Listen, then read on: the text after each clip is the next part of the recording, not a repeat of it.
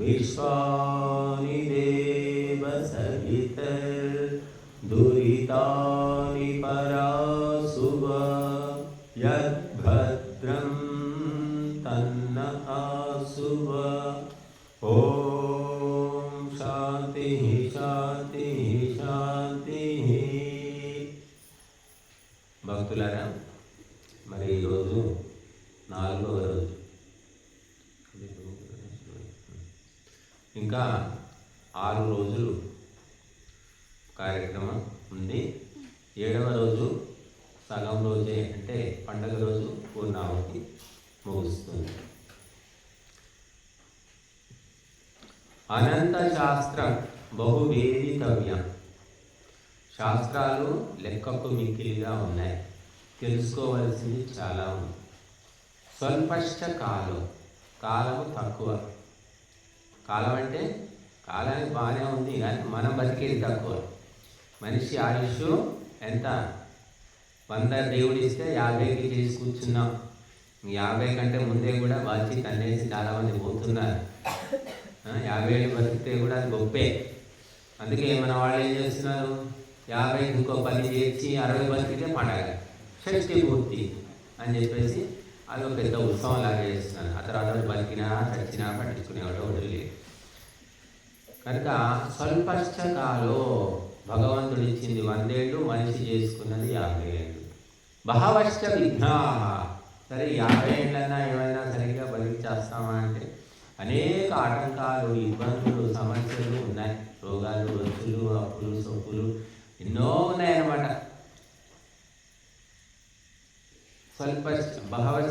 స్వల్పశ్చ కాలో బహవశ్చ విఘ్నా.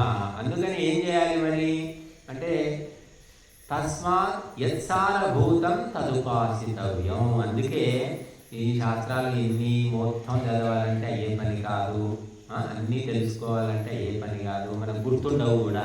కాబట్టి అన్నిటిలోని సారాన్ని తీసుకో, సారము తెలుసుకో, అంత సూత్రము తెలుసుకో అన్నారు. పూసలు లెక్క పెడుతున్నావు నువ్వు, కానీ లోపల దారం ఉంది. ఆ దారం ఏమిటి? ఏ దారము? అది నైలాన్ దారమా, లేకుంటే నూలు దారమా, లేకుంటే రాగిదా? ఏది ఆలోచించడం లేదు, నువ్వు పైన పూసలు లెక్క పెట్టుకుంటూ ఉన్నా. బట్ సారము అనేది అన్నిటి యొక్క తత్వం అన్నమాట. ఇప్పటిదాకా చెప్పుకున్నాం, తత్వం తెలుసుకొని ఆత్మను వెతికికొని. తత్వం తెలుసుకోవాలి. ఏమిటి తత్వం? దేని మీద ఆధారపడి నడుస్తుంది ప్రపంచం?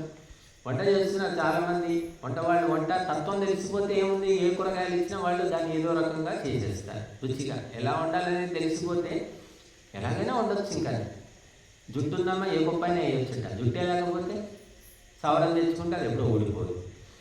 కాబట్టి మనము ఈ అనేక శాస్త్రాలు ఉన్నాయి, ఎంతోమంది ఎన్నో ఉపదేశాలు చెప్తున్నారు, సిద్ధాంతాలు ఎన్నో ఉన్నాయి. ద్వైతము, అద్వైతము, విశిష్టాద్వైతము, ద్వైతాద్వైతము, శుద్ధాద్వైతము, మళ్ళీ మన త్రైతం. ఇన్ని సిద్ధాంతాలు ఉన్నాయి. మతాలు శైవము, వైష్ణవము, శాక్తేయము, గాణపత్యము, తాంత్రికము, మాంత్రికము, ఎన్నెన్నో ఉన్నాయి. ఏం తెలుసుకుంటారు చెప్పండి? జీవితం సరిపోదు. మళ్ళీ వైదికం. కాబట్టి సారము తెలుసుకో, మూలము తెలుసుకో అన్నారు. మనం చెట్టు, రావి చెట్టు అంటే ఏమిటి అంటే, ఆకులు పట్టుకొని, కొమ్మలు పట్టుకొని, పళ్ళు పట్టుకొని లెక్క పెట్టుకుంటూ కూర్చుంటే రావి చెట్టు అవుతుందా? రావి చెట్టు అంటే ఏమిటి? దాని మూలము తెలుసుకో, విత్తనం తెలుసుకో. ఆ విత్తనాన్ని గుర్తుపడితే దాని నుంచి చెట్టు వస్తుంది. కాబట్టి ఆ మూలాన్ని తెలుసుకోకపోవడం వల్ల మనిషి నష్టపోతూ ఉన్నాడు. అందుకే శాస్త్రాలు ఎన్నో ఉన్నాయి, కానీ అన్నిట్లో ఒక సూత్రం ఉంది. ఆ సూత్రాన్ని తెలుసుకుంటే అన్ని తెలుసుకున్నట్టే. మ్యాథ్స్ అంటాం, మ్యాథ్స్ లెక్కలంటే చాలామంది భయపడతారు. చాలామంది, నేనే భయపడతాను, కానీ నాకు లెక్కలంటే అసలు ఇష్టం ఉండేది కాదు. కానీ అందులో ఏమున్నాయి? 1 2 3 4 5 6 7 8 9. ఆ 9 అంకెలే అటు తిప్పి ఇటు తిప్పి లెక్కలు అంటే మ్యాథ్స్ అనేది నడుస్తుంది. 10వ తరగతి, ఇంటర్, డిగ్రీ ఎన్ని చదువులు చదివినా 9 అంకెలే కదా, వాటిని తిప్పి తిప్పి చేసుకునేదే కదా మ్యాథ్స్. అది తత్వం అంటారు దాన్ని. అదే సారం అన్నమాట. సంగీతం, గద్దలు పాడినా పాటలే అంటున్నాం, ఘంటసాల పాడినా పాటలే అంటున్నాం, ఇంకెవరు పాడినా కూడా అది సంగీతం. మరి కర్ణాటక సంగీతం అంటున్నాం, హిందుస్థానీ సంగీతం, పాశ్చాత్య సంగీతం. మరి సంగీతం అన్నిటికి మూలం ఏమిటి?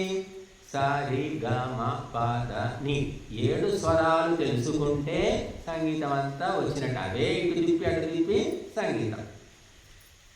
అలాగా మొత్తము ఈ బ్రహ్మాండము ఎలా నడుస్తుంది అంటే అది మూలము. ఆ మూలాన్ని తెలుసుకో. ఏమిటి ఆ మూలము అంటే బ్రహ్మతత్వము, పరమాత్మ తత్వము. ఆ భగవంతుడు లేకపోతే మనమంతా కూడా దిష్టి బొమ్మలమే అన్నమాట. ఇక్కడ వంటలన్నీ లేకపోతే మనమందరం కూడా ఇంతే సంగతులు. ఎవరు ఉండాలి ఇంతమంది? కాబట్టి మూలం అన్నమాట. యజ్ఞం కోసమే వండుతున్నాం, వంట కోసం యజ్ఞం చేయడం లేదు ఇక్కడ మనం. ఇక్కడ మూలం ఏమిటి? యజ్ఞం అన్నమాట. యజ్ఞం కోసం మనం అందరం వచ్చాం, దానికోసం వంట. అంటే వంట కోసం యజ్ఞం చేయట్లేదు మనం. కాబట్టి మూలము తెలుసుకో, మూలము తెలుసుకో, తత్వం తెలుసుకో అని మహర్షులు నెత్తి నోరు కొడుకొని చెప్పారు. ఆ తత్వం ఏంటంటే బ్రహ్మతత్వము, పరమాత్మ తత్వము. పరమాత్మ ఉన్నాడు, జీవాత్మ ఉన్నాడు, ప్రకృతి ఉంది, అన్నీ ఉన్నాయి. కానీ అన్ని ఏది లేకుంటే ఇది ప్రపంచం నడవదో అది తెలుసుకోను. యజ్ఞం లేకపోతే ఎందుకు వస్తాను? ఇక్కడ తినడానికి ఎవడు వస్తాడు? వంటలు చేశాను రండి అంటే ఎవరో పని పాట లేని వాళ్ళు వస్తారు తప్ప బుద్ధిమంతులు ఎవరు ఊరికి భోజనానికంటే ఎవరు రారు. యజ్ఞం ఉంది, యజ్ఞంలో పాల్గొని ప్రవచనాలు విన్న తర్వాత తింటారు తప్ప ఊరికి తినడానికి రండి అంటే ఎవరు రారు, అసలైన వ్యక్తులు రారు. కాబట్టి ఈ బ్రహ్మాండాన్ని పరమాత్మ నడిపిస్తున్నాడు. ఆ పరమాత్మ పక్కకి వెళ్ళిపోతే సున్నా.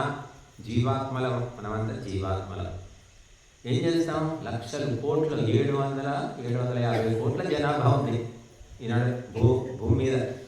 మనుషులు, ఇక జంతువులు, పక్షులు, మృగాలు, క్రిములు, కీటకాలు కోట్లు కోట్లు కోట్లు ఉన్నాయి. వీటన్నిటికీ కూడా పాలన, పోషణ, వసతి, సౌకర్యాలు ఎవరిస్తున్నారు? ఏ గవర్నమెంట్ ఇస్తుంది? ఏ పార్టీ ఇస్తుంది? ఏ ప్రధానమంత్రి ఇస్తున్నాడు? అంటే భగవంతుడు ఒకే ఒక్కడు ఇదంతా వ్యవస్థ చేస్తూ ఉన్నాడు. సత్యం తెలుసుకో. నువ్వు నీకు కూడా ఆ భగవంతుడే వ్యవస్థ చేస్తున్నాడు. నువ్వు అనుకుంటున్నావు నేనే తెలుసుకుంటాను, ఇదంతా నాకేదే అనుకుంటున్నావు. కానీ వీటికి బేస్, ఆధారము భగవంతుడే అన్నమాట. కాబట్టి ఆ పరమాత్మను తెలుసుకో. ఆ పరమాత్మ ఎవరు అంటే ధర్మస్య ప్రభురచ్యుత. ఈ ప్రపంచ శాసనము ధర్మము, ఆ ధర్మానికి శాసకుడు పరమాత్మ.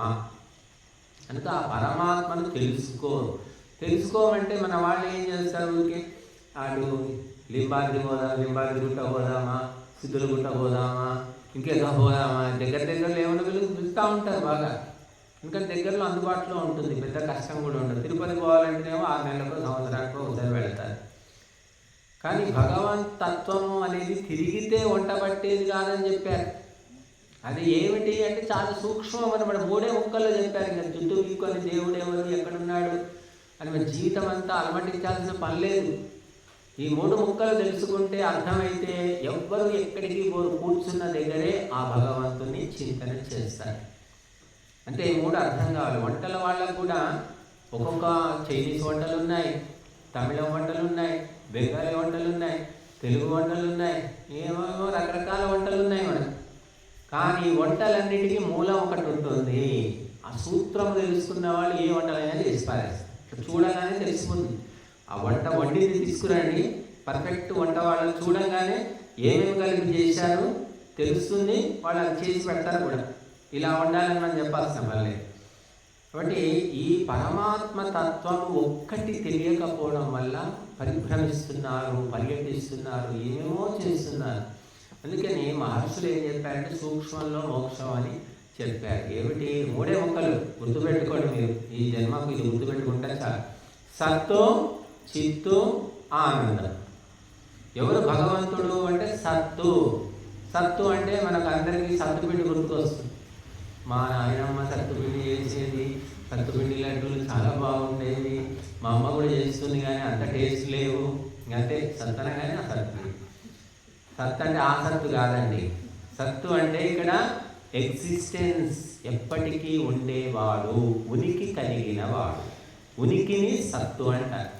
ఉన్నాను, ఉన్నాడు అని భగవంతుడి యొక్క ఉనికికి లోటు లేదు.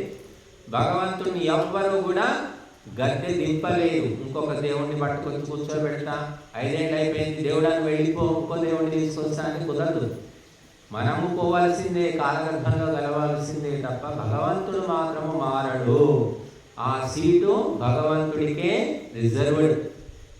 సత్తు ఎప్పటికీ ఉంటాడు. మన తాతల సమయంలో ఉన్నాడు, మన సమయంలో ఉన్నాడు, భవిష్యత్తులో మునిమన వాళ్ళ సమయంలో కూడా భగవంతుడు మార్పు లేకుండా ఉంటాడు. మనం మారుతుంటాం, మన మొహాలు మారుతాయి, మన కాళ్ళు మారుతాయి, చేతులు మారుతాయి, పొత్తు పొడుగు, బలము, శక్తి, రంగు, రూపం అన్నీ మారుతుంటాయి. కానీ భగవంతుల్లో ఏ మార్పు ఉండదు. నిశ్చలము, నిర్వికారము అని చెప్పారు. కాబట్టి సత్తు, మనం కూడా సత్తే, మనం కూడా ఉంటాం ఎప్పటికీ. పుడతాం, చేస్తాం, మళ్ళీ పుడతాం. ఎక్కడికి పోతాం? ఎక్కడికి పోం. ఈ కర్మలు, ఈ వాసనలు ఇవన్నీ కూడా పట్టుకొచ్చి మళ్ళీ పుట్టు పుట్టు పుట్టు అని పుట్టేటట్టు చేస్తాయి. నాకు ఇష్టం లేదు, నేను పుట్టాను, ఈ జన్మ చాలు. కొంతమంది అంటారు, అమ్మో ఈ బాధలు పడలేదు తల్లి, మళ్ళీ జన్మొద్దు ఏమొద్దు అని అంటుంటారు. వాళ్ళు ఎక్కువగానే అయిపోతుంటారు. అక్కడ రికార్డు ఉంది, రికార్డుని బట్టి పో, ఆడ జన్మెత్తు, మగ జన్మెత్తు, కుక్కలాగా పుట్టు, పిల్లిలాగా పుట్టని భగవంతుడు పంపించేస్తాడు. కాబట్టి మారుతుంటాం. ఆత్మ అనేది ఒకటైనప్పటికీ జీవాత్మ ఒకటే, అందరికీ జీవాత్మ ఉంది. కానీ అది శరీరాలు మార్చుకుంటూ ఉంటుంది కర్మలను బట్టి. చూడండి, మన దగ్గర 1,00,000 రూపాయలు ఉన్నాయనుకోండి, ఏం చేస్తాం మనం? చిన్న ఇంట్లో ఉంటాం. 10 లక్షలు 50 లక్షలు జమ అయిపోయాయంటే కొంచెం పెద్ద ఇల్లు కట్టుకుంటాం. 1 కోటి రూపాయలు అంటే ఇల్లు మారిపోతుంది. 10 కోట్లు ఉంటే విల్లా తీసుకుంటాం. అలాగా మన కర్మలు, వాసనలను బట్టి శరీరాలు అనేవి మారుతూ ఉంటాయి. ఆ మార్చేది ఎవరు అంటే భగవంతుని డిపార్ట్మెంట్. అది మనము శాసించలేము. నోరు పోసుకొని ఏ శరీరం దాల్చుకోవాలి, ఏ శరీరంలో చేరాలి అంటే ఆ శరీరంలో పోవాల్సిందే. ఇంకా ఆత్మ ట్రాన్స్ఫర్ అన్నమాట. కానీ భగవంతునిలో మార్పు ఉండదు. పరమ ఆత్మ అది. ఇదేమిటి? జీవ ఆత్మ. జీవ ఆత్మ అనేది లిమిటెడ్ కంపెనీ. పరమాత్మ అనేదాన్ని ఎవరు శాసించలేదు. పరమాత్మ అందరినీ శాసిస్తాడు, మనం భగవంతుని శాసించలేదు. ఓ భగవంతుడా నువ్వు మారిపో, నువ్వు ఇట్లా ఉండు, అట్లా ఉండు అంటే కుదరదు. అది మానవుల శాసనానికి అతీతమైనటువంటి. కొంతమంది చెప్తుంటారు, కృష్ణుడు సక్కుబాయి, ద్రౌపది వీళ్ళందరూ సక్కుబాయికి వచ్చి పిండి ఉరుబ్బి పెట్టాడు, రొట్టెలు చేసి పెట్టాడు, దంచి పెట్టాడు, ఇల్లు ఉడిచిపెట్టాడు శ్రీకృష్ణుడు. అంటే భగవంతుడు వాళ్ళ దృష్టిలో. భగవంతుడు వచ్చి మొత్తం సక్కుబాయికి అన్ని సేవలు చేశాడు. భగవంతుడు చేయడండి. భగవంతుడు మనుష్య రూపంలో వచ్చి చేయడు, కానీ అన్ని వస్తువులు, సౌకర్యాలు కల్పించి పెట్టాడు. మనం వాడుకునే తెలివి కూడా ఇచ్చాడు. సోమరితనంతో వాడుకోవడం లేదు, తెలుసుకోవడం లేదు. అది సోమరితనం అంతే. భూమి లోపల బంగారం, వెండి, వజ్రాలన్నీ భూమి లోపల ఉన్నాయి. ఎందుకు దాచిపెట్టాడు మరి? చెట్లకు మామిడి పళ్ళు, జామ పళ్ళలాగా వజ్రాలు, రత్నాలు ఇస్తే పిడబోయేది కదా. ఈ తవ్వడం, పందికొక్కలాగా ఇవన్నీ ఎందుకు? ఈ కష్టాలు ఎందుకు? అంటే మనిషికి ఎంత సౌకర్యం ఇస్తే అంత సోమరిపోతు తయారవుతాడని భగవంతుడికి తెలుసు. కాబట్టి ఆ చెట్లకు పెట్టకుండా విలువైన వస్తువులన్నీ భూమి లోపల పెట్టేశాడు, దాచిపెట్టాడు.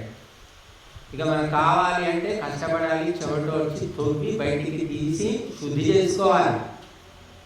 మనకు వంకాయలు, బెండకాయలు అన్నీ భగవంతుడు ఇచ్చాడు. మరి ఆ వంకాయలు, బెండకాయలు అలాగే తినేస్తామా? అలాగే తింటే హాయిగా ఉండేది. ఇంకా పశువులాగా మనకి ఏ సమస్య ఉండకపోయేది. ఈ పొయ్యి, గ్యాస్ స్టవ్లు, గిన్నెలు, మసాలాలు ఇదంతా తలనొప్పి కదా.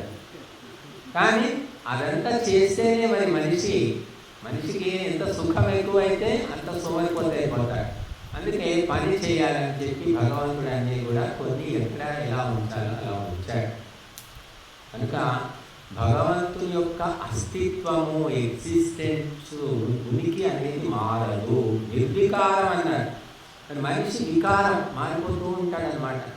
మన మొహాలే 10 ఏళ్ళకు 5 ఏళ్ళకు ఒకసారి మారి, అరే ఇక్కడ చూసినట్టున్నా రంగయ్య కాదు, రంగయ్య ఇక్కడ రావే, రంగయ్య కాదు అంటాడు. అరే రంగయ్యనయ్యా, నేను 10 ఏళ్ళ కింద చూసినా ముఖం మారిపోయింది, నేను గుర్తుపట్టలేదు అనుకుంటున్నావా అంట. వాడిని రంగయ్య కాదు, నేను పుల్లయ్య కొడుకును రంగయ్యను అంట. పుల్లయ్య కొడుకు రంగయ్యనే, నువ్వు మర్చిపోయినావు నన్ను అని ఇలాగా మొహాలు మారిపోతూ ఉంటాయి. కానీ భగవంతుని లోపల మార్పు ఉండదు. పుట్టిన ప్రతి ప్రాణి, ప్రతి వస్తువులో మార్పు కలుగుతూ ఉంటుంది. భగవంతుడు పుట్టడు, చావడు, కాబట్టి మార్పు లేదు. పుట్టి చచ్చేటటువంటి ప్రతి వస్తువుకు, ప్రతి వ్యక్తికి, ప్రతి పదార్థానికి మార్పు ఉంటుంది. భగవంతుడు ఎందుకు పుట్టాడే? భగవంతుడు పుట్టాలి. పుట్టకపోతే ఈ పాపాత్ములు, దుర్మార్గులు ఎవరు చంపుతాడు? ఎట్లా చేస్తారు? కొందరు అంటుంటారు, కంసుడిని చంపాడు కదా, రావణాసుడిని చంపాడు కదా, ఇంకా భస్మాసురుడిని చంపాడు భగవంతుడు. భగవంతుడు లేకుండా వాడు ఎలా చేస్తాడు? వాడు మన దేవతల. ఆ పుట్టిన మనిషి 9 నెలలు తల్లి కడుపులో ఉండే పుట్టాడు. 9 నెలలు కడుపులో ఉండి పుట్టిన వ్యక్తి, పుట్టిన జీవికి మరణము తప్పన 1000 ఏళ్ళు 1,00,000 ఏళ్ళు బతికి ఉండగలుగుతాడా? ఏ ప్రాణైనా ఎక్కువ తక్కువ చావాల్సిందే, ఎలాగో ఒకలా చావాల్సిందే. దేవుడే వచ్చి చంపాల్సిన పని లేదు. వాడు ఒసామా బిన్ లాడెన్ ఉన్నాడు, ఉగ్రవాది. వాడు దేవుడు చంపాడు. చెప్పండి, ప్రభుత్వాలు చంపేసాయి. వీరప్పన్ గంధపు చెక్కల స్మగ్లర్, వాడే పుణ్యాత్ముడా, వాడిని కూడా దేవుడు చంపాడా? చంపిన వాడే దేవుడు. అలాగా ఎల్టీటీ ప్రభాకర్, టైగర్ ప్రభాకర్ గడగడలాడిపోయింది శ్రీలంక గవర్నమెంట్, వాడిని చంపేశారు. కాబట్టి మనుషులే మనుషుల్ని చంపుతారు. దుర్మార్గులను చంపడానికి మహాపురుషులు, వీరులు, శూరులు ఉంటారు తప్ప భగవంతుడు దిగి రావాల్సిన పని లేదు. ఆ సత్యము తెలుసుకోలేకపోతున్నారు. దేవుడు రావాలి, పాపం పెరిగిపోయింది, దేవుడు దిగి రావాలి, దేవుడు పుడతాడు అని నమ్ముతున్నారు చాలామంది. పుట్టకుండానే చంపగలుగుతాడు భగవంతుడు. దేవుడు పుట్టకుండానే నిన్ను పుట్టించాడు, మరి నిన్ను చంపడానికి దేవుడు ఎందుకు దిగి రావాలి? అవసరం లేదు కదా అనే చిన్న పాయింట్ అర్థం కావట్లేదు. ఇంకా భగవంతుడు సత్తు ఎప్పటికీ మార్పు లేకుండా ఉంటాడు. మనిషి జీవాత్మ రకరకాల శరీరాలు ధరిస్తూ ఉంటుంది. ఇక ప్రకృతి ఉంది. ప్రకృతి అంటే ఏమిటి అంటే భూమి, నీరు, అగ్ని, వాయువు, ఆకాశం, పంచభూతాలు కలిసిన దాన్ని ప్రకృతి అంటున్నాం. ఇదంతా ప్రకృతి. ఈ ప్రకృతి కూడా మారుతూ ఉంటుంది. అనుక్షణము ప్రకృతిలో మార్పు జరుగుతూ ఉంటుంది. జీవుడు అనుక్షణము కొత్త కొత్త శరీరాలు ధరిస్తూ ఉంటాడు. ప్రకృతి కూడా మారిపోతూ ఉంటుంది. చూడండి, ఎండాకాలం ఒక రకం ఉంటుంది, వానాకాలం ఒక రకం ఉంటుంది, చలికాలం ఒక రకం ఉంటుంది. ప్రకృతిలో మొత్తం మార్పులు కనిపిస్తూ ఉంటాయి. కానీ భగవంతుడు మారడు అనే సత్యాన్ని తెలుసుకోవాలి. తెలుసుకుంటే అప్పుడు నీకు నిజమైన ఆధ్యాత్మిక పరిజ్ఞానం కలిగింది అని అర్థం. అందుకని సత్తు, పరమాత్మ సత్తు. తర్వాత చిత్తు అన్నారు. చిత్తు అంటే ఇక మన వాళ్ళకు అది బిళ్ళ పట్టుకొని ఎగిరేస్తారు. ఎగిరేస్తే దానికి చిత్తు బొత్త ఏదో అంటారు. దానికి చిత్తు బొత్తు. ఆ చిత్తు బొత్తు కాదు. చిత్తు అంటే చైతన్య స్వరూపుడు పరమాత్మ అని అర్థం. పరమాత్మలో చైతన్యం ఉన్నది. చైతన్యం అంటే జ్ఞానము, విజ్ఞానము, పరిజ్ఞానము. ఈ బ్రహ్మాండాన్ని నడిపేటటువంటి పరిజ్ఞానం ఉంది. ఈ జీవులందరికీ ఎవరికి ఏమి ఇవ్వాలో దేవుడికి లెక్క తెలుసు. ఒక స్కూల్లో 500 మంది 1000 మంది స్టూడెంట్స్ ఉంటారు. కానీ ఆ ప్రిన్సిపాల్కి అన్నీ తెలుసు. మొత్తం రికార్డు ఉంటుందా లేదా? ఎవడు చదువుతున్నాడు, ఎవడు ఫెయిల్ అవుతాడు, ఎవడు దొంగ, ఎవడు పని దొంగ, ఎవరు బుద్ధిమంతుడు, మొత్తం టీచర్ల గురించి ఉంటుంది రికార్డు, స్టూడెంట్ల గురించి, పని వాళ్ళ గురించి కూడా ఉంటుంది. వాడి దగ్గర కూర్చుంటాడు, ఎక్కడో గదిలో మూలకు కూర్చుంటాడు, కానీ మొత్తం రికార్డు. అలాగా భగవంతుడు చైతన్య స్వరూపుడు, జ్ఞాన స్వరూపుడు. అజ్ఞాని కాదు, మూర్ఖుడు కాదు. చాలామంది దేవుడు చూడటం లేదు, అన్నీ చేస్తున్నారు, నమ్ముతున్నట్టు నటిస్తారు, కానీ లోపలన్నీ పాపాలు చేస్తూ ఉంటారు. కానీ అవన్నీ అక్కడ రికార్డ్ అవుతూ ఉంటాయి. కాబట్టి భగవంతుడు అందరికంటే ఎక్కువ జ్ఞానం ఉంది భగవంతుడికి. పెద్ద పెద్ద మేధావులు, విద్వాంసులు, శాస్త్రవేత్తలు, వీళ్ళందరికంటే కూడా భగవంతుడు ఒకరికే ఉంది. ఆ ఒక్క పరమాత్మ నుండే మనం కొంత కొంత తీసుకుంటున్నాం. మహర్షులు కూడా మూలం ఎక్కడి నుంచి అంటే భగవంతుని నుంచి సమాధి లోపల జ్ఞానాన్ని పొందారు. వాడు ఆ పొందిన జ్ఞానాన్ని మనకు ఉపదేశిస్తే మనం చెప్తున్నాం ఇక్కడ దీనికి మూలం ఎక్కడ అంటే భగవంతుడు అని చెప్పారు. స పూర్వేషామపి గురువు కాలేనానవచ్ఛేదాత్. ఆ పరమాత్మ ఈ గురువు అందరికీ గురువు అని చెప్పారు. గురువులందరికీ గురువు, మొట్టమొదటి గురువు. ఆ గురువు చెప్తేనే నేర్చుకున్నారు మహర్షులు. వాళ్ళ నుంచి మెల్లిమెల్లిగా మన దాకా వచ్చింది. కాబట్టి భగవంతుడు పరిపూర్ణమైన జ్ఞానం. ఈరోజు ఎక్కువ ఉంది, తెలివి ఎక్కువ ఉంది, రేపు తగ్గిపోతుంది అని ఉండదు. మనుషుల్లో హెచ్చు తగ్గులు ఉంటాయి. ఈరోజు తెలివిగా ఉన్నాం, 10 ఏళ్ల తర్వాత ఈ తెలివి ఉంటుందా అంటే ఉండదు. రోగం వచ్చిపోవచ్చు, లేకపోతే ఏదో ఒక కారణం వల్ల బుద్ధి తగ్గిపోతూ ఉంటుంది. 60-70 ఏళ్ళు వచ్చాక 20 ఏళ్లకు ఉన్న తెలివి ఉంటుందా చెప్పండి? తెలివి ఉండదు, బలం ఉండదు, శక్తి ఉండదు. అలాంటి మార్పులు ఉండవు. భగవంతుని యొక్క పరిజ్ఞానము నిత్య నూతనము, పూర్ణమైనటువంటిది. అందులో ఏ మార్పు లేదు అని చెప్పారు. కనుక భగవంతుడు కొత్తగా నేర్చుకునేది లేదు, మర్చిపోయేది లేదు, భగవంతుడికి చెప్పేవాడు లేడు. మనమే నేర్చుకుంటాం, మనమే మర్చిపోతాం తప్ప భగవంతుని లోపల ఈ మార్పులు అనేవి ఉండవు. ఇది తెలుసుకోరు చాలా. భస్మాసురుడు ఉన్నాడు, వాడు రాక్షసుడు. వాడు తపస్సు చేశాడట. చేస్తే శివుడు వరం ఇచ్చాడు. శివుడు అంటే భగవంతుడు. మరి ఈ దుర్మార్గుడికి వరం ఇస్తే వాడు నాన్నటి మీద చేయి పెడతాడని జ్ఞానం భగవంతునికి లేదా చెప్పండి? లేదు. అంటే భగవంతుడు పరిపూర్ణుడు కాదు, తెలివి తక్కువ వాడు. మనమే గుర్తుపడుతుంటాం. వ్యవహారం 40 ఏళ్ల వ్యక్తి దొంగ మొహం ఏది, మంచి మొహం ఏది 40 ఏళ్ల వ్యక్తికి సహజంగా తెలిసిపోతుంది. సరే 20 ఏళ్ల వ్యక్తి మోసపోయాడంటే అర్థం ఉంది. 40 ఏళ్ల వ్యక్తి మోసపోడు. మీరు భగవంతుడు అంటున్నామా? భగవంతుడు రాక్షసులకి వరాలు ఇస్తాడు. ఆ రాక్షసులు వచ్చి నెత్తిమీద చేయబడతామంటారు. ఎలా జరుగుతుంది? కాబట్టి ఇదంతా కూడా నమ్ముతున్నారు అందరూ కూడా. కాబట్టి శాస్త్రాలు వేదాలు ఒప్పుకోవడం లేదు. భగవంతుని యొక్క జ్ఞానము పరిపూర్ణము. ఎన్ని లక్షల కోట్ల జీవులన్నిటి తత్వం తెలుసు. ఎవరికి ఎప్పుడు ఏమి ఇవ్వాలో భగవంతునికి తెలుసు, ఎప్పుడు నొక్కాలో కూడా తెలుసు. కాబట్టి ఈ తత్వము తెలియకపోవడం వల్ల భగవంతుడు తెలివి తక్కువ అనుకుంటున్నారు. ఏమైనా చేసుకోవచ్చు, నడిచిపోతుంది. తిరుపతికి పోయి చుట్టూ వెంట్రుకలు సమర్పిస్తే అన్ని పాపాలు మాఫీ, గంగలో పోయి మునిగితే పాపాలు మాఫీ, ఇంకేదో చేస్తే పాపాలు మాఫీ అనుకుంటున్నారు అందరూ కూడా. మనందరూ పరుగులు తీశారు కదా, కుంభమేళనా అదేంటి గంగా నది కుంభమేళ అని చెప్పి బస్సులు కట్టుకొని పరుగులు తీశారు. మునిగితే పుణ్యం వస్తుంది. పుణ్యం ఎట్లా వస్తుంది? మునిగితే వస్తుందా? ఎలా వస్తుంది? మునిగితే పుణ్యం వస్తే హత్యలు చేసిన వాళ్ళు, దొంగతనాలు చేసిన వాళ్ళు మునిగి వస్తే పోలీసులు వాళ్ళని పట్టుకోకూడదు, వదిలిపెట్టాలి. మరి వదిలిపెట్టారు.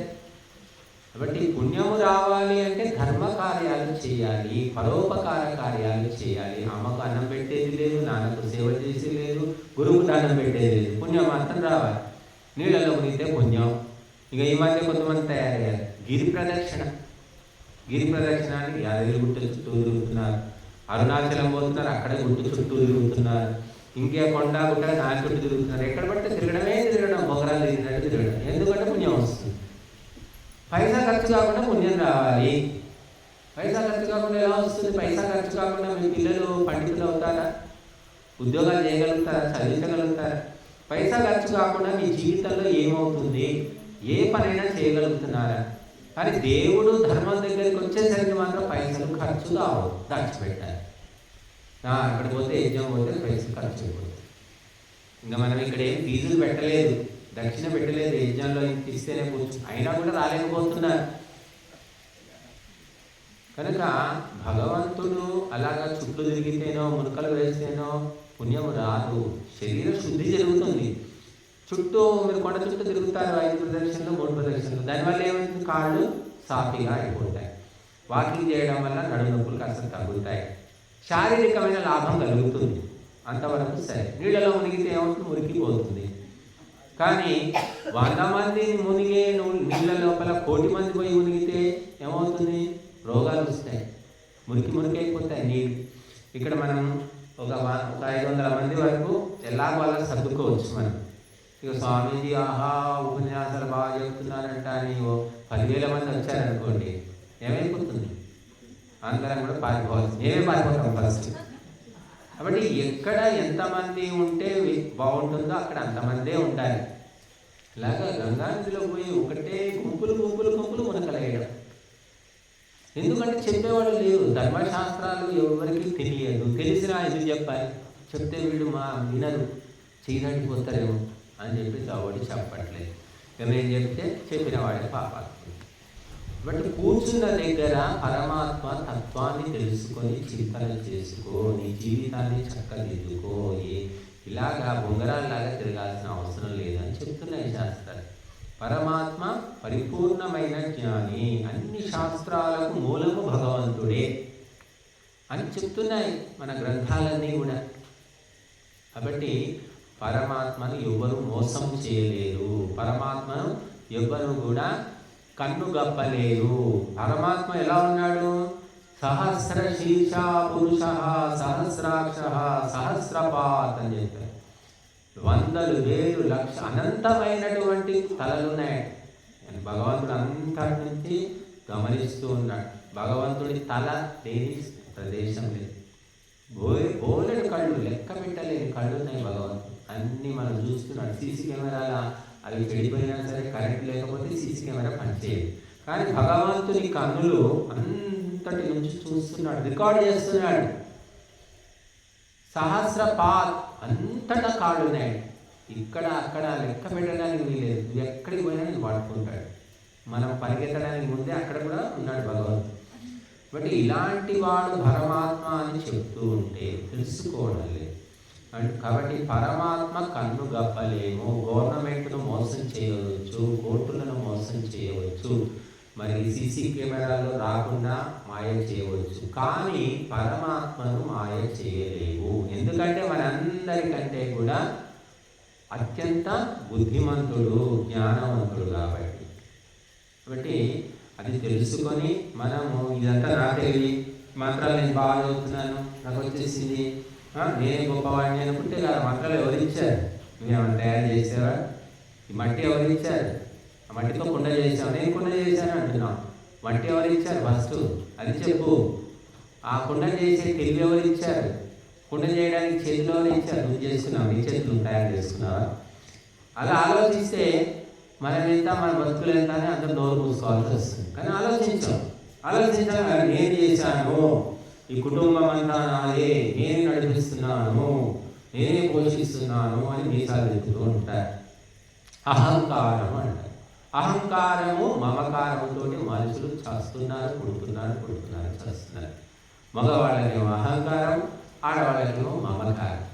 ఈ మమకారం అహంకారం, హీరో హీరోయిన్, దీంతో ప్రపంచం అంతా నడుస్తుంది. ఇవి తగ్గించుకుంటే, వదిలించుకుంటే మనకు మెల్లిమెల్లిగా ఏమవుతుంది? జన్మ పరంపర తగ్గిపోతుంది. ఉత్తమ జన్మలు వస్తాయి. ఉత్తమ జన్మల్లో భగవతత్వాన్ని తెలుసుకుంటూ క్రమక్రమంగా మోక్షాన్ని పొందుతాం.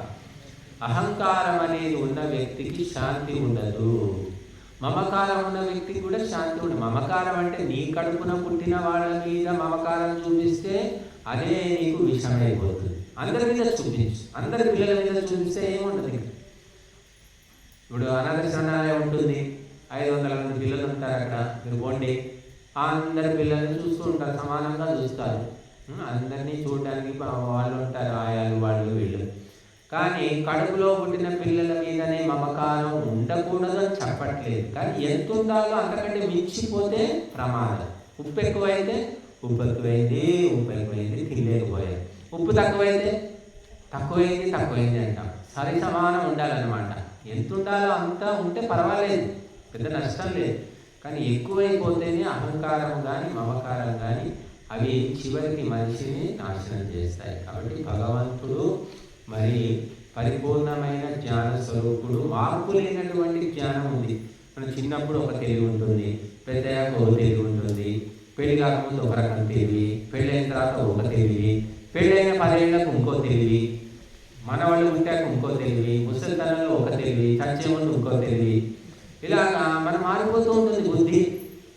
అందరూ ఆలోచించండి. ఒకప్పుడు రాను రాను మనం రకరకాలుగా ఆలోచిస్తున్నాం. ఎందుకంటే వయస్సు వల్ల, ప్రకృతి వల్ల, రకరకాల కారణాల వల్ల మన ఆలోచన ధోరణి మారిపోతుంది. కానీ భగవంతునిలో ఏ మార్పు ఉండదు అని చెప్తున్నారు శాస్త్రవేత్తలు, మన మహర్షులు. బట్టి సత్తు, చిత్తు. ఇక చివరగా ఆనందం స్వరూపుడు అని చెప్పారు. కాబట్టి భగవంతుడు ఎప్పుడూ నిరంతరము మార్పు లేనటువంటి పరిపూర్ణమైన ఆనందము కలిగిన వాడు. మనలో ఆనందం ఉందా చెప్పండి. ఆనందం ఉంది అనుకుంటే ఏ వస్తువు ఉన్నా లేకపోయినా ఆనందంగా ఉండాలి.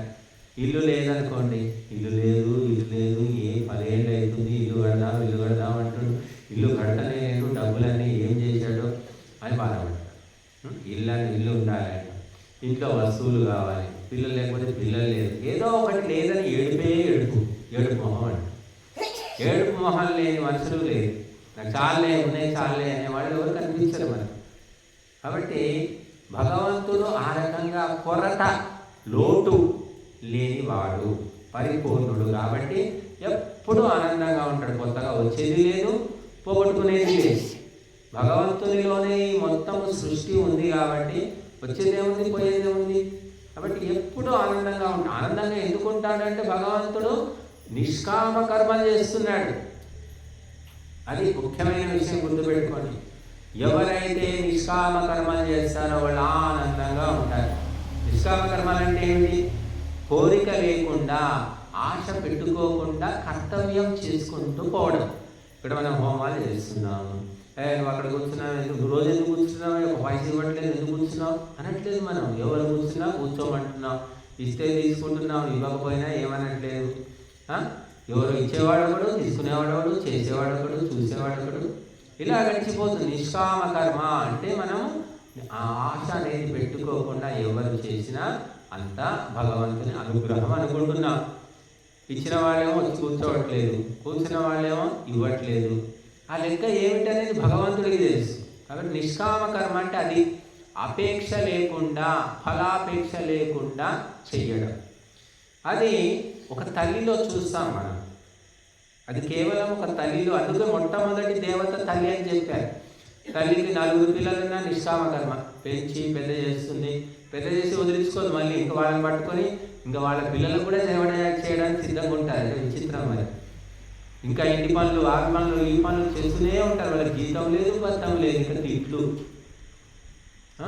నిష్కామ కర్మ అంటే ఏమొస్తుందా మీకు? ఏమైనా ఉందా? గ్యారెంటీ ఉందా? నీ కొడుకు నిన్ను ధరిస్తానని ఏమీ లేకపోయినా పిచ్చి పట్టినట్టు ఇట్లా ఎందుకు వీళ్ళు చేస్తున్నారు అనేది అర్థం కాదు మనకు. ఆడవాళ్లకు అదే బుద్ధి భగవంతుడు ఇచ్చి ఉండకపోతే ఏ సంసారం కూడా ఉండదు. కాబట్టి వాళ్ళు చేసే సర్వీస్కు లెక్క కడితేనట మగవాళ్ళ జీతాలు కానీ, ఆస్తులు కానీ ఏవి సరిపో. కానీ వాళ్ళు ఏంటంటే నిష్కామ కర్మ, ఏదో నా కొడుకు చేసుకుంటున్నా, నా భర్త నేను చేసుకుంటున్నా, నా ఇల్లు నేను చేసుకుంటున్నా అనుకుంటున్నారు. కాబట్టి ఏమి లేదు అక్కడ. జీతం లేదు, భర్త లేదు, ఇంకా ఆమె ఒంటి మీద ఉన్న బంగారం ఉంటే తీసుకుపోయి అమ్ముకుందాం. కష్టాలు నష్టాలు వస్తే ఇక మొట్టమొదటి భార్య గుర్తుకు వస్తుంది. దాని మెడలో 10 తులాలు ఉన్నాయి, ఎందుకు దానికి 10 ఒక 5 తులాలు లాగేద్దాం. ఇక ఏదో మాయమాటలు చెప్పేస్తే ఆమె అదే భర్త కదా కష్టాలు ఉండడానికి ఇచ్చేస్తుంది. నిష్కామ కర్మ చూడండి. ఆ మహిళలు నిష్కామ కర్మ చేశారు కాబట్టి దేవతలు అంటున్నాం. మాతృదేవో భవ అన్నారు. భగవంతుడు కూడా అంతే. తిడుతున్నారు, రకరకాలుగా నిందిస్తున్నారు. దేవునిలో మన్ను పోయా, ఈ దేవుడు నాశనంగాను, ఎన్ని పూజలు చేశాను, ఎన్ని తిరుగుళ్ళు తిరిగాము, ఎన్ని యాత్రలు చేశాము, ఎన్ని మొక్కులు మొక్కాము, ఎన్ని కష్టాలు పెట్టింది దేవుడు, అసలు దేవుడే లేడు అనేటటువంటి పరిస్థితి కూడా కొంతమందికి వస్తుంది.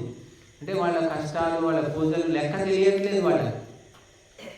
కనుక భగవంతుడు వీటన్నిటికీ అతీతం అని చెప్పారు. స్తుతి, నింద. మీరు పొగిడితే ఉబ్బిపోడు భగవంతుడు, తిడితే కృంగిపోడు, ఏవి అంటావు అని చెప్పారు. వేదన తిట్టుకో, ఆకాశం మీద ఉమ్మేస్తే మీ మొహం మీదే పడుతుంది అన్నట్టుగా భగవంతునికి ఏవి అంటావు, అంటించుకోడు. ఎందుకంటే నిష్కామంగా చేస్తున్నాడు. జీతం లేదు, భర్తం లేదు, బోనస్ లేదు, ఏది లేదు, సర్వీస్ చేస్తున్నాడు ప్రపంచానికే. ఎవరైతే జీతం భత్యం లేకుండా, అహంకారం లేకుండా సేవ చేస్తారో నిష్కామ భావంతో, వారికి ఏది అంటదు. కాబట్టి ఆ భావన, నిష్కామ కర్మలు మనం చేయడం మొదలు పెడితే మనకి ఏమీ అనిపించదు, ఏ ఫీలింగ్ ఉండదు. ఏ బాధ కూడా ఉండదు. భావన, అయ్యో దీనికి ఇంత దానికి అంత అని లెక్కలు వేసుకుంటే అనుకున్నట్టు జరగకపోతే అప్పుడు బాధ కలుగుతుంది. కానీ తల్లి లెక్కలు వేసుకోదు కాబట్టి ఆమెకి ఏ బాధ లేదు. ఏదో నా కొడుకులు పిల్లల్ని పెంచాం, పెద్ద చేసాం, ఇక వాడంతా తేలాడు, ఏం చేస్తాం అంటుంది. కాబట్టి నిష్కామ కర్మ అంటే మనస్సు లోపల సంకల్పము లేకుండా చేయడం అన్నమాట. అప్పుడు రాగద్వేషాలు ఉండవు. కానీ మనసులో సంకల్పాలు పెట్టుకుంటే రాగద్వేషాలు వస్తాయి. ఇంతకు అంతైతే అంతకు ఇంతేంటి అని లెక్క వస్తుంది. కనుక భగవంతుడు ఎవ్వరి స్తుతి నిందలు పట్టించుకోకుండా జీవులందరికీ నిరంతరం ఉపకారం చేస్తున్నాడు కాబట్టి నిరంతరం ఆనందంగా ఉన్నాడు. మనం కూడా చేస్తే మనం కూడా ఆనందంగా ఉంటాం. అందుకే నిష్కామ కర్మ అని చెప్పారు. యజ్ఞం చేస్తున్నాం ఇక్కడ, ఎందుకోసం చేస్తున్నాం? లోక కళ్యాణమే ప్రధానం. కొంతమందికి ఆ ఇంట్లో సమస్యలు ఉండి ఆ సమస్యల నివారణ కోసం చేస్తూ ఉంటారు. కామ్య కర్మలు అంటారు, వాటి సకామ కర్మలు అంటారు. నాకు పిల్లలు లేరు, హోమం చేస్తే పిల్లలు పుడతారా, హోమం చేసి ఏదైనా చేయండి, మాకు సంతానం అయ్యేటట్టు చేయండి. కొంతమంది వస్తారు, మాకు ఇది ఉద్యోగం రావట్లేదు అంటారు. ఇంకొకరు ఇంకేదో కోరికలన్నీ చెప్తూ ఉంటారు. కానీ కొంతమంది మాత్రం మాకే కోరిక లేదండి, దేవుడి దయ వల్ల అన్నీ బాగున్నాయి, అందరూ బాగుండాలి, మంచి కోసం శాంతి కోసం చేయండి అంటుంటారు. కాబట్టి ఆ రకంగా కోరికలతో చేయడం అంటే ఆ కోరికలు నెరవేరకుంటే కోపం వస్తుంది. ఎంత పెద్ద హోమం చేయించారు స్వామీజీ, ఏది 50,000 ఖర్చు పెట్టారు, మా పిల్లలకు ఉండలేదు, సంవత్సరం అవుతుంది, మీరు తప్పకుండా సంతానం కలుగుతుందన్నారు, ఏమైంది అంటాడు వాడు వచ్చి. 50,000 నీకు ఇస్తానయ్యా, మరి పిల్లలు పుడితే ₹1,00,000 నాకు ఇస్తావా అంటే, అమ్మో నేను ఎక్కడ ఇస్తాను. అలా ఉంటాయన్నమాట లెక్కలు. ఇంకా భగవంతుడు ఏ లెక్క పెట్టుకోకుండా తిట్టినా, తెగిడినా, నిందించినా తన డ్యూటీ తాను చేసుకుంటూ పోతున్నాడు. తల్లి కూడా డ్యూటీ చేస్తుంది కాబట్టి మరి ప్రపంచం నడుస్తుంది, కుటుంబాలు నడుస్తున్నాయి. నిజంగా మహిళలంతా కూడా మగవాళ్ళలాగా ఆలోచిస్తే ఇక సమస్యలు ఎన్ని పోలీస్ స్టేషన్లు సరిపోవు. ఆడవాళ్ళలాగే ఆలోచిస్తున్నారు కాబట్టి మగవాళ్ళు నాటకాలన్నీ సాగుతున్నాయి. ఇంత మీడియా వచ్చేసింది, ఇంత కమ్యూనికేషన్ వచ్చింది, ప్రపంచంలో ఏం జరుగుతుందో అన్నీ తెలుస్తున్నప్పటికీ కూడా ఆడవాళ్ళకు మాత్రం ఇంకా ఒక రకంగా పెట్టాడు వాళ్ళకు మమకారం. మగవాళ్ళ అహంకారం కంటే ఆడవాళ్ళ మమకారం మరీ ఓవర్ అనమాట, ఎక్కువ ఉంది. కాబట్టి ఈ అహంకారాన్ని భరించుకుంటూ ఆ పిల్లల్ని చూసుకుంటూ ఇల్లు పట్టుకొని వెళ్ళాడుతూ ఉన్నారు. ఆలోచిస్తే చాలా విచిత్రం అనిపిస్తూ ఉంటుంది.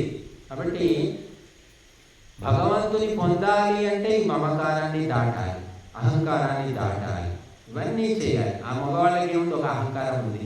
కానీ ఆడవాళ్లకు పిల్లలు, భర్త, ఇల్లు, వాకిలి, పరువు, ప్రతిష్ట ఎన్నో దాటుకోవాలి. అవన్నీ దాటుకోవాలంటే అయ్యే పని కాదు. కాబట్టి ఈ బయట పోయి తిప్పలు పడే కంటే ఇంట్లో ఉండి ఏడ్చింది వీళ్ళని, వాళ్ళు ఇంట్లోనే ఉంటారు. ఇంకా వాళ్ళు మగవాళ్ళు ఏముంది, ఎప్పుడు అనుకుంటే అప్పుడు వదిలిపెట్టి వెళ్ళిపోతారు. బుద్ధుడే ఉన్నాడు, బుద్ధుడు సిద్ధార్థుడు అంటాం మనం. ఇప్పుడు బుద్ధుడు అయ్యాడు తర్వాత బుద్ధుడు ఏం చేశాడంటే భార్యను పిల్లల్ని అర్ధరాత్రి వదిలేసి వెళ్ళిపోయాడు. అదే పని ఆయన భార్య పేరు యశోధర చేస్తే ఏమనేవాళ్ళు మీరందరూ చెప్పండి. బుద్ధుడి కొడుకు రాహులుడు, ఆ ఇద్దరిని భార్య వదిలేసింది యశోధర. రాత్రికి వెళ్ళిపోతే ఏం పేరు వస్తుందో ఆయన ఏమంటారు చెప్పండి. లోకం ఏమంటుంది? అదే బుద్ధుడే మగవాడు కాబట్టి మహాపురుషుడు, ఆయన ఏదో తత్వజ్ఞానం కోసం వెళ్ళిపోయాడు, అదేయారు ఇదేయారు అంటున్నాం. అదే తత్వజ్ఞానం కోసం ఆమె పోయినా కూడా ఏం తత్వజ్ఞానం ఏడ్చిందమ్మా, మా భర్తను, ఇంత బంగారం లాంటి భర్తను, పిల్లల్ని వదిలేసుకొని పోయింది, ఏం తత్వజ్ఞానం పాడింది, ఏం దేవుడు, భర్తే దేవుడు. ఆ భర్తను పట్టుకొని ఏడవచ్చు కదా, పోయి ఏం సాధించింది, మోక్షం వచ్చిందా అని ఎన్నో మాటలు అంటారు అనమాట. అప్పుడే కానీ ఇప్పుడు కూడా అదే అంటారు. ఇంకా ఆడవాళ్ళ పట్ల మగవాళ్ళ పట్ల ఒక్కొక్క దృష్టి అనేది ఎన్ని ఏళ్ళు గడిచినా మారదు. మరి యశోధర పాపం ఎన్ని తిప్పలు పడి ఉండొచ్చు ఆలోచించండి. బుద్ధుడు వెళ్ళిపోయాడు, రాత్రికి ఎవరికి చెప్పకుండా పోయాడు.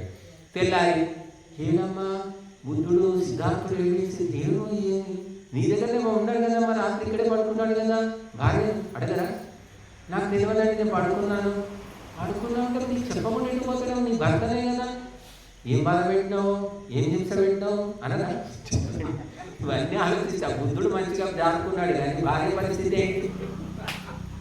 చూడండి ఎన్ని బాధలు పడి ఉంటుంది ఆమె, ఎన్ని మాటలు అన్నీ ఉంటారు. ఎప్పుడో మళ్ళీ వచ్చాడట అదే ఊరికి. కపిలవస్తు నగరం నేపాల్లో ఉంది. మళ్ళీ 10 ఏళ్లకో 15 ఏళ్లకో మళ్ళీ బుద్ధుడై వచ్చాడే. అప్పటిదాకా ఆమె ఎన్ని నిందలు మోసింది, ఎన్ని తిట్లు తినింది, ఎన్ని కష్టాలు పడిందో ఏ పుస్తకంలో రాయలేదు. ఆలోచిస్తే మనకు తెలుస్తుంది. కాబట్టి ప్రపంచం అంతా కూడా ఈ రకంగా మగవాళ్ళని ఒక రకం, ఆడవాళ్ళను ధర్మాన్ని బట్టి కాదు. ధర్మాన్ని బట్టి చూస్తే ఆడ మగ ఆత్మస్వరూపంగా ఒక్కరే.